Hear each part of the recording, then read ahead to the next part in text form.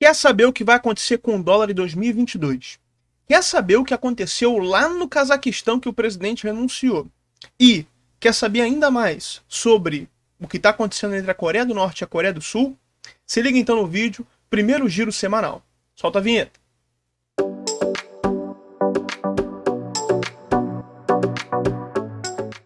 Fala galera! Estamos aqui para o primeiro vídeo do Giro Semanal.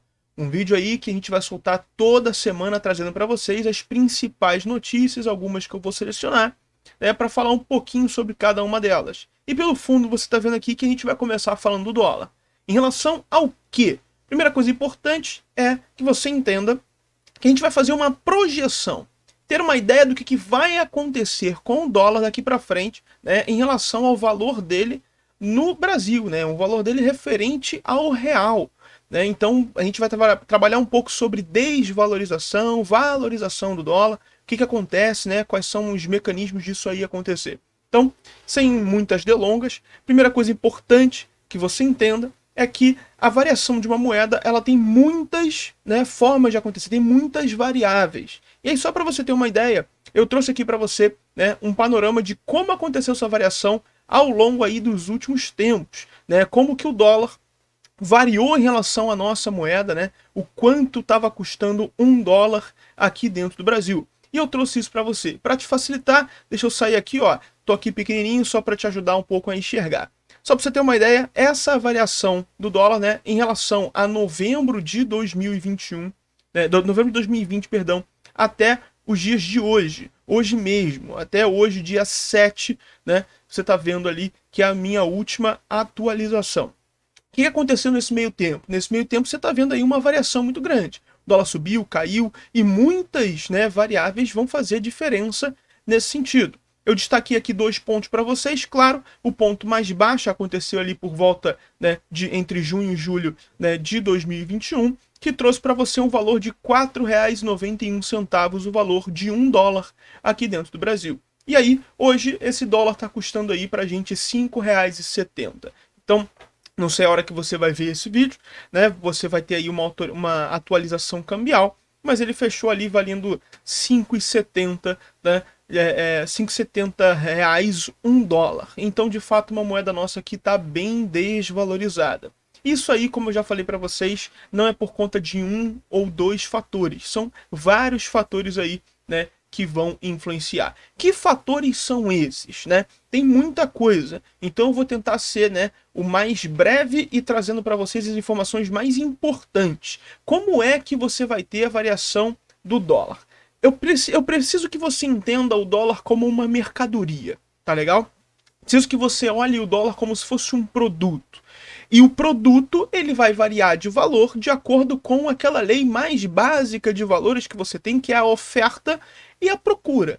Então, pensando em oferta e procura, você vai conseguir ver que se o dólar está caro no Brasil, quer dizer que tem poucos dólares circulando dentro do Brasil. Então é uma forma mais simples de você pensar. Se o dólar ele é um produto, digamos assim, mais raro na economia brasileira, você vai estar enxergando aí um dólar mais valorizado em relação à nossa moeda. E como é que você vai fazer, então, para mudar esse panorama? Por que o dólar ele aumenta? Por que ele diminui em relação a esse valor? Como é que eu coloco mais dólares dentro do Brasil? Como é que o dólar vai embora do Brasil? Como é que isso acontece? A maneira mais simples disso acontecer é através da mudança do que a gente chama de taxa de juros. No Brasil, nossa taxa básica de juros, que é a Selic, ela tem aí uma variação, não curiosa, mas uma variação bem grande ao longo do tempo. E eu também trouxe essa informação para você.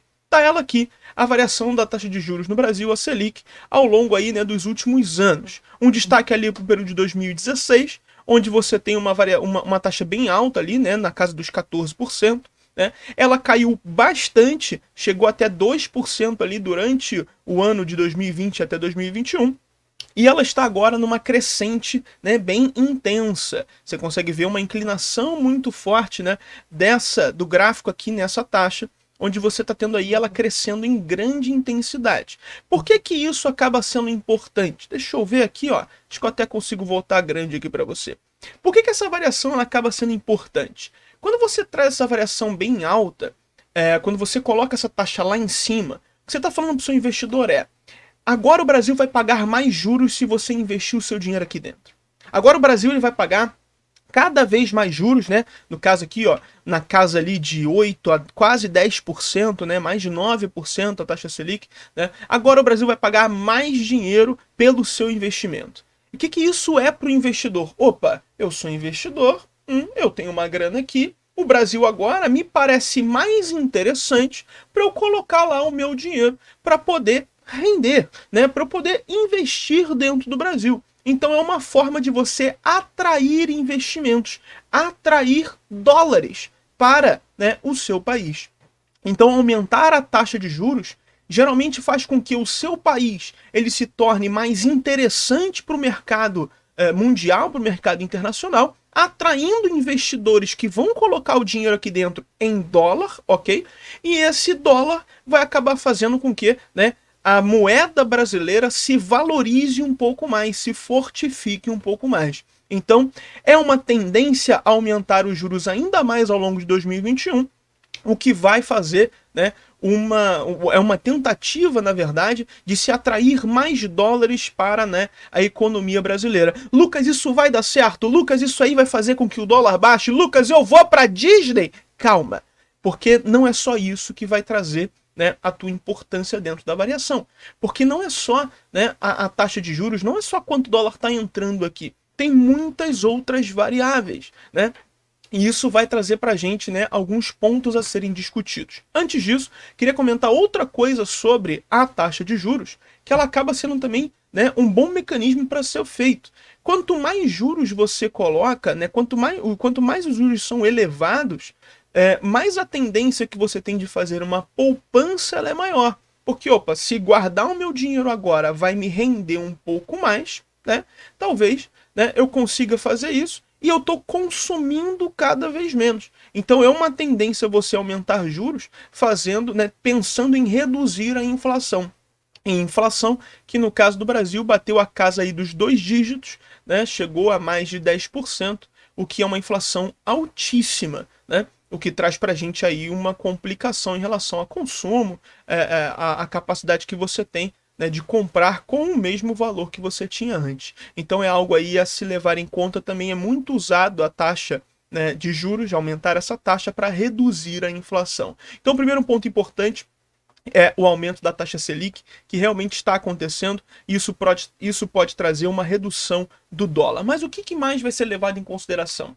O cenário interno brasileiro ele deve ser muito levado em consideração na hora de você analisar o que está acontecendo com o nosso país. Em relação a esse cenário interno, eu trouxe para vocês algumas coisas que podem fazer com que o dólar ou ele aumente ou ele baixe. Porque uma outra coisa importante, investidores não gostam, né, de investir no escuro. Eles não gostam de investir sem ver o que está acontecendo. Eles não gostam de ter incertezas acontecendo. Então, qualquer momento que gere, né, instabilidade, isso pode gerar um movimento de, né, recuo desses investidores, o que pode trazer para a gente um prejuízo em relação à nossa moeda, o que pode fazer com que o dólar dispare novamente. Então, tem alguns problemas aí que a gente deve levar em consideração. No cenário interno brasileiro, o que pode aí, né, ocasionar aumento ou redução aí do valor do dólar? A taxa de juros, a gente já conversou, já viu como é que ela funciona. O aumento das exportações. Então o Brasil, que está no momento aí esperando um boom de commodities, um novo boom de commodities, com a retomada do crescimento econômico pós-pandemia. O Brasil está esperando aí cada vez mais, vender cada vez mais, principalmente para países como a China. E isso pode fazer com que aumente mais ainda a quantidade de dólares dentro do Brasil. Vendendo cada vez mais, esse comércio vai ser em dólar. Tem mais dólar dentro do Brasil, o Brasil vai arrecadar com taxas, com impostos, isso pode fazer com que o dólar diminua, né? Então tem essa outra possibilidade. As eleições que vão acontecer esse ano vão ser um ponto-chave para gerar estabilidade ou instabilidade no Brasil. A gente não sabe o que vai acontecer.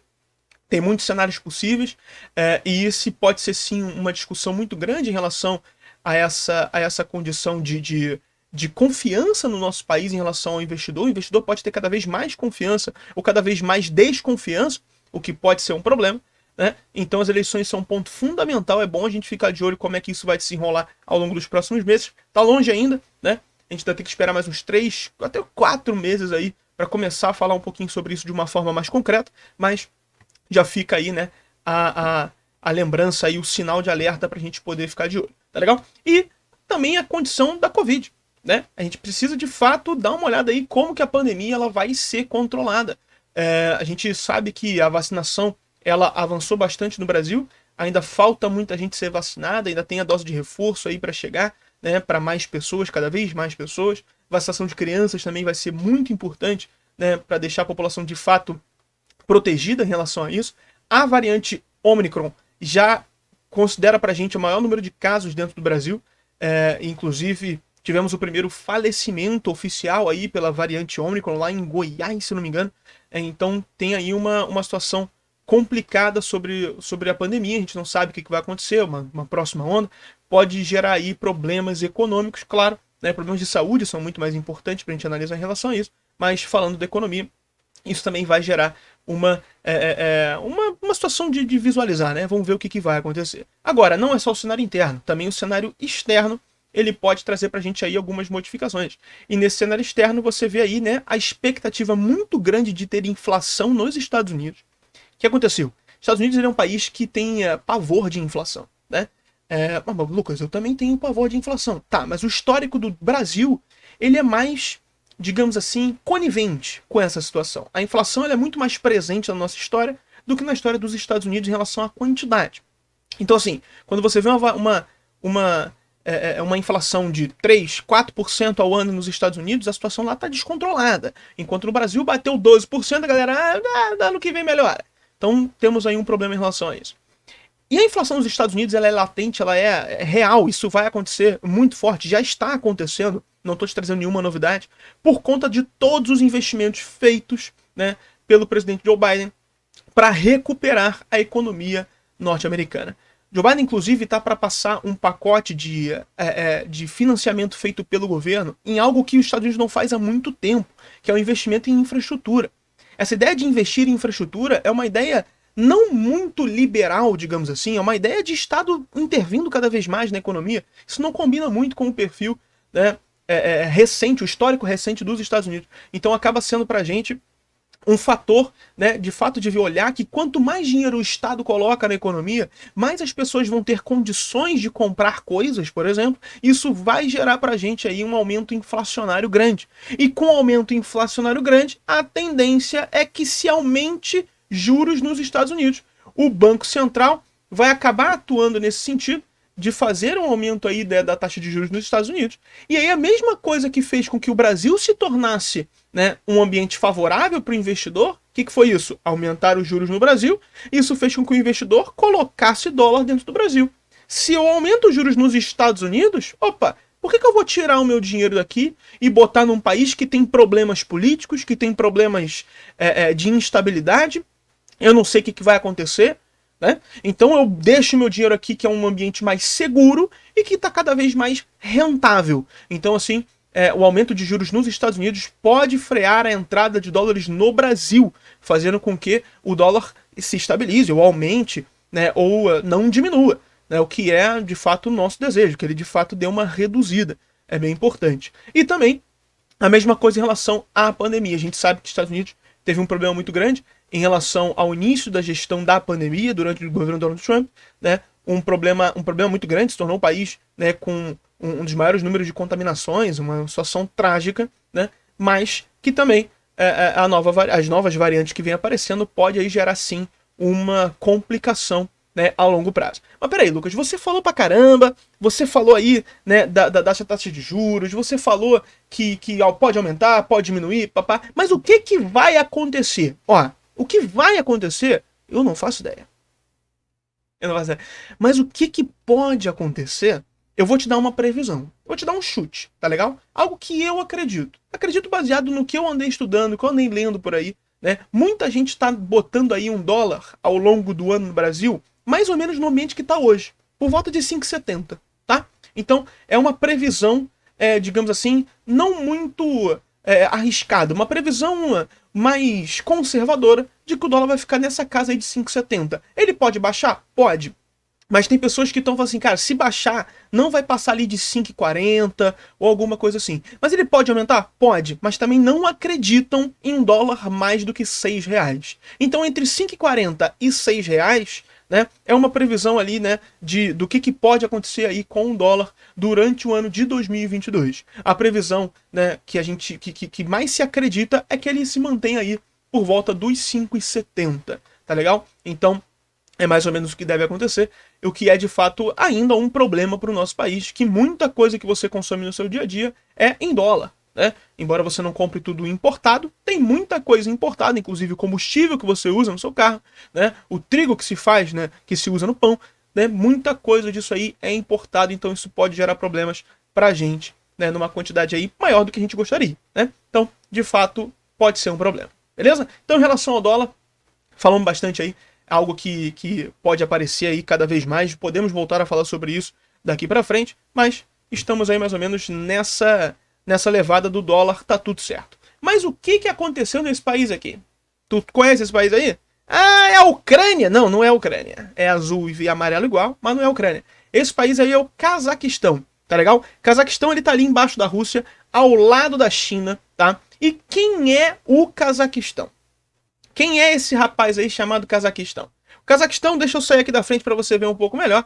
O Cazaquistão, ele é uma ex-república soviética, tá? Ele estava ali, né, durante a Guerra Fria, ao lado, né, pertencente à União Soviética. É a 12ª maior reserva de petróleo do mundo, então tem muito petróleo ali dentro. E é o maior produtor de urânio do mundo. O Cazaquistão é muito importante. Tem outros minérios ali, né, também como ferro, manganês. Acaba se tornando um grande parceiro comercial, inclusive, da China, que já fez aí vários investimentos de infraestrutura, principalmente de ferrovias, para ter maior conexão com o Cazaquistão. O Cazaquistão se interessa pelo lado econômico, mas também a China se interessa pela questão, né, das matérias-primas que vão ser utilizadas, né, na indústria chinesa principalmente, ok? Então, você tem aí grandes atores aí importantes, e o Cazaquistão ele acaba sendo muito importante para a Ásia Central, uma das maiores economias da Ásia Central. Então, é um país que pouco se fala, um país que você não vai ver muito isso ao longo dos seus anos de ensino médio ou de vestibular,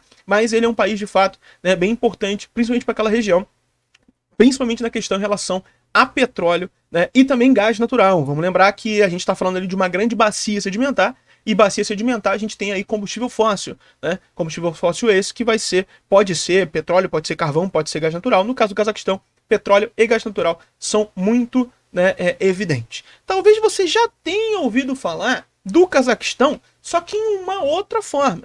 O Cazaquistão ele já apareceu aí num filme, né, chamado Borat, olha que beleza. Legal. O Borá, ele é, né, uma sátira que é feita, é um filme falando um pouquinho mal ali, né? Uma galera tem uma visão, inclusive, muito zoada do Cazaquistão por conta do filme. E o país, inclusive, ele vai tentando se desgarrar um pouco dessa visão ali, né? A gente não quer ser mais olhado como um lugar atrasado, como um lugar, né, ruim. Até porque o Cazaquistão, ele tem aí, né, uma visão muito grande de cidade grande. Investimentos muito fortes foram feitos ao longo do tempo, principalmente com os chamados petrodólares, né? O dinheiro que vinha em relação ao petróleo, né? Então o Cazaquistão ele pegou muito dessa grana e colocou aí dentro. Claro que você vai falar de muita desigualdade social, de um país muito problema, né? Governos aí centralizadores, mas, né, o Cazaquistão de fato ele aparenta ser um país de muito maior desenvolvimento do que é dito, por exemplo, né, no filme. E também, assim, se você for pensar, pô, o que é o Cazaquistão? A galera vai pensar em deserto, vai pensar em áreas aí problemáticas. De fato, você vai ter problemas, mas geralmente não se tem a visão do Cazaquistão como ele realmente é. Então, fica aí, né, a nossa lembrança para você ter uma ideia mesmo do que é o Cazaquistão. Só que por que a gente está falando de Cazaquistão? Cazaquistão, ele, por conta dessa questão do petróleo, acaba sendo aí, né, um maior parte do PIB vem da venda de petróleo, mais de 20% do PIB do Cazaquistão vai ser por venda de petróleo, e o petróleo ele é uma pauta muito forte dentro do país. Só que você teve há pouco tempo aí protestos muito fortes, né, em relação ao valor dos combustíveis. Como eu falei para vocês, o Cazaquistão está ali, ó, ele é, né, o 12º em quantidade de reserva de petróleo. né, vai estar atrás da Nigéria, da Líbia, de vários membros da OPEP, a Venezuela está lá em primeiro, mas o Brasil está aqui, ó. E você sabe que o Brasil tem bastante petróleo. Olha a quantidade que o Cazaquistão tem. Né? O que aconteceu foram protestos por conta do valor do combustível.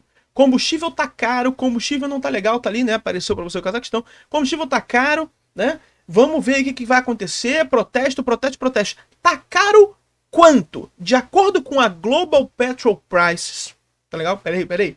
Gastar aqui meu inglês. A Global Petrol Prices. De acordo com a Global Petrol Price. A Global Petrol Price, não dá pra falar isso 3 vezes rápido, não. Global Petrol Price, Global Petrol Price, Global Petrol... É, beleza. É isso aí. .com. O Cazaquistão, ele tem um valor ali, né, um pouquinho mais ou menos, eu vou te explicar daqui a pouco mais ou menos, tá? Mas ele tem um valor basicamente ali de R$ 2,60 o litro da gasolina. Tá de sacanagem que os caras estão reclamando de gasolina 2,60. Tu tá com saudade, não tá? Da gasolina 2,60? Pô, meu amigo, gasolina 2,60? Tá de brincadeira. E os caras estão reclamando? Olha só, por que é aproximadamente? Tá vendo ali, ó? Do lado do Cazaquistão, não tem a estrelinha. Esse site considera que quando tem essa estrelinha do lado, é o preço de fato atualizado. Tá vendo a estrelinha do lado da Argélia? No Cazaquistão não tem. Por quê? Porque não se tem, né, informações precisas sobre isso. O que eles fizeram? Pegaram os valores mais antigos que se tem ideia, é a coisa de alguns meses atrás, e fizeram, né, uma atualização de acordo com a taxa de câmbio. Então, assim, é 2,60? Pode ser que seja, mas também pode ser que não. Mas não vai ser, por exemplo, R$ 20. Não vai ser R$ 15, né? Que é mais ou menos o que tá custando no Brasil. Tô brincando, tá? É brincadeira, brincadeira. Né? Mas 2,60. E os caras estão protestando? Eles estão. Mas como é que é o protesto? É pacífico, é tranquilo, é de boa, é um piquenique. Ó que beleza. Que, meu amigo, o bicho tá pegando. O pau quebrou do Cazaquistão. Trouxe para vocês protestos aí que foram duramente reprimidos pelo governo, pela polícia, né? Que trouxe aí, né, de fato, os manifestantes muito revoltados, a ponto, inclusive, de incendiar, né? Incendiar, tacar fogo, o prédio da prefeitura. A prefeitura, né, da capital, tava lá, pegou fogo, meu amigo. O que aconteceu? Pegou fogo.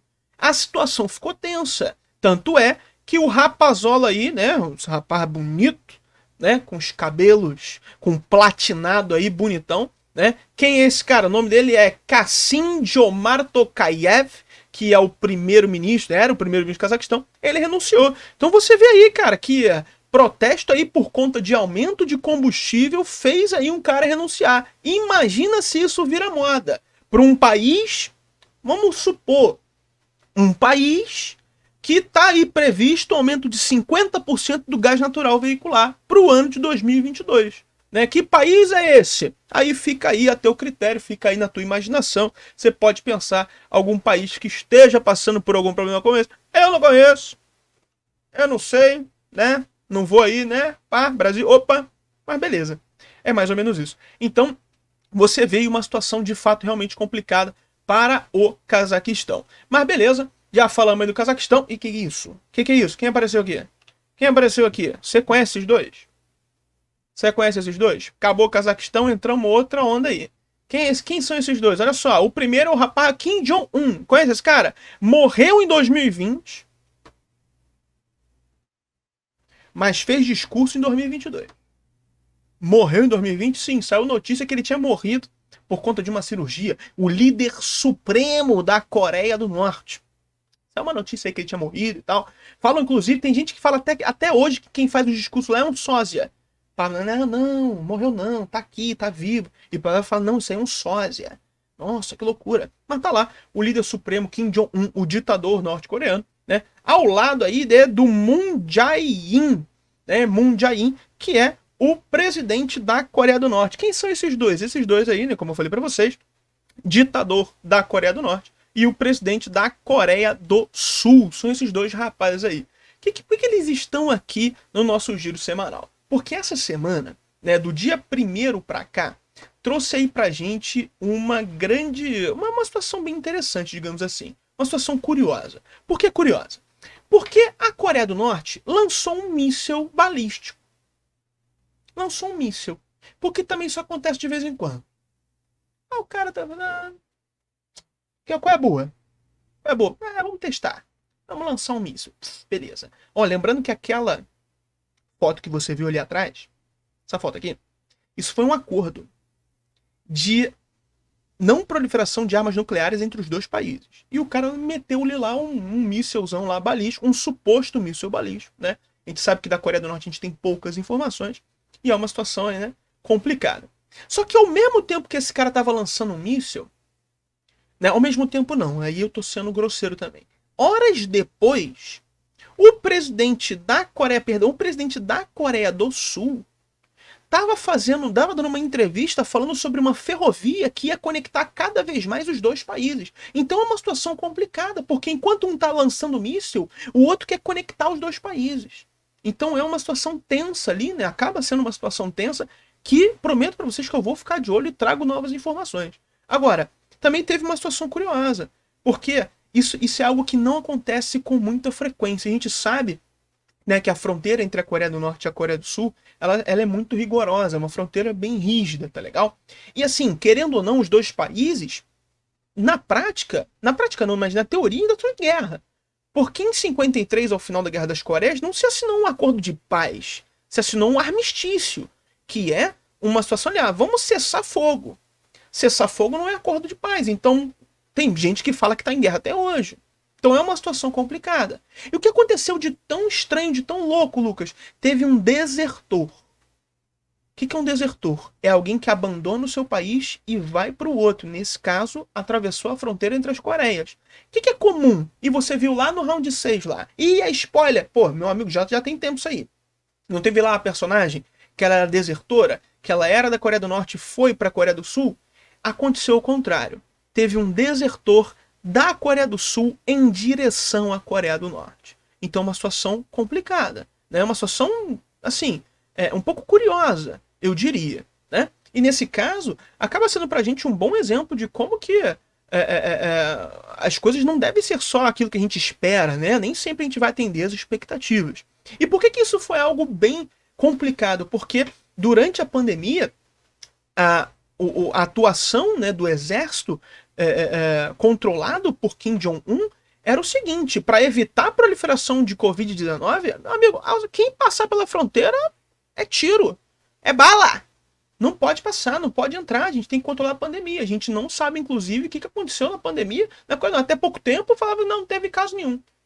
A gente sabe que teve, né? Então é uma situação realmente complicada. Então, prometo trazer novas informações assim que aparecer para vocês. Agora, se você gostou, né, deixa o seu like, se inscreve aí no canal, compartilha, né, o vídeo aí com seus amigos, ativa as notificações, faz tudo que você tem que fazer aí, beleza? E deixa, por favor, nos comentários qual assunto você gostou mais ou qual assunto você queria, né, ouvir um pouquinho mais sobre. Quem sabe aí a gente não faz, né, uma aula sobre alguma coisa, sobre isso aí, beleza? Ou então se faltou algum assunto, fala pra mim e a gente traz aqui pra você com uma forma um pouco mais descontraída, tentando trazer cada vez mais informação, de uma forma simples, sem muita complicação. Tudo bem? Espero que você tenha gostado, que eu tenha te ajudado, e até a próxima!